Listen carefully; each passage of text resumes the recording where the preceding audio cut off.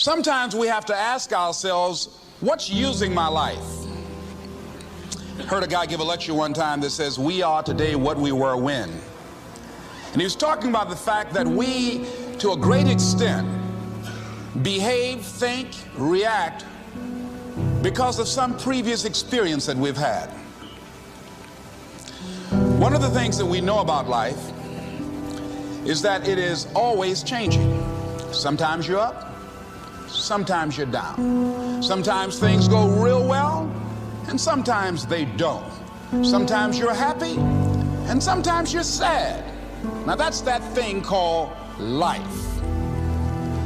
And when we begin to understand and know that, accepting that reality, that we will never ever have things just on an even keel all the time, that you're going to have some ups and you're going to have some downs, but during those down moments, that's where the growth takes place.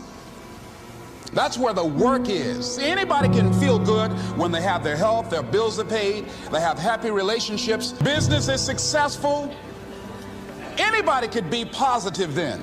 Anybody can have a larger vision then. Anybody can have faith under those kinds of circumstances. Am I correct?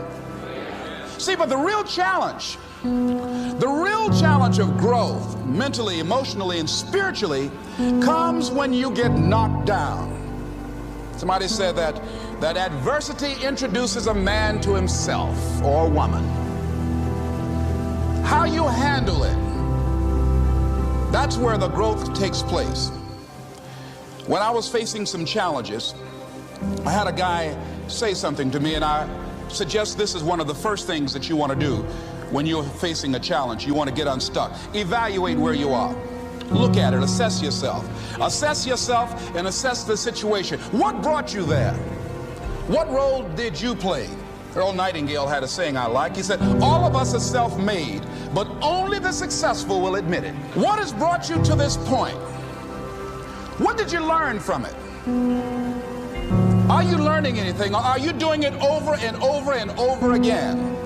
Somebody said that insanity is doing the same thing in the same way, expecting a different outcome. Are you going through it, or are you growing through it? Are you bigger and better because of it? Because it's not going to leave you until you grow through it. I was going through a major challenge in my life that was wearing me out, that was using me. You see, your mind is, you know, when you go into a service station to get gas, you don't go in there and just start pumping. When you push the lever up, it clears the previous bill. By the same token, if you want to begin to move, you've got to clear your mind of all the unnecessary luggage and baggage that's weighing us down.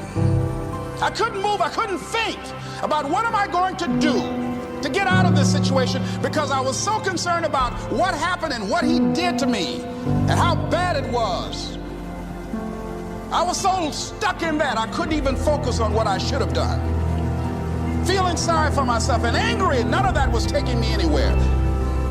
So pretty soon I learned through effort, made a conscious, deliberate, determined effort. I had to let it go. I had to forgive it. Let it go and begin to focus on developing myself. And I say to you, you're going to have people to do things to you. Things are going to happen to you. And the most important thing to do is to harness your will and let it go and move so you can grow, so you can get on with your life. It doesn't matter about what happens to you. What matters is, what are you going to do about it? All of us have experienced some tragedy, and if we haven't, we will. And you can either let it destroy your life, or you can build upon it.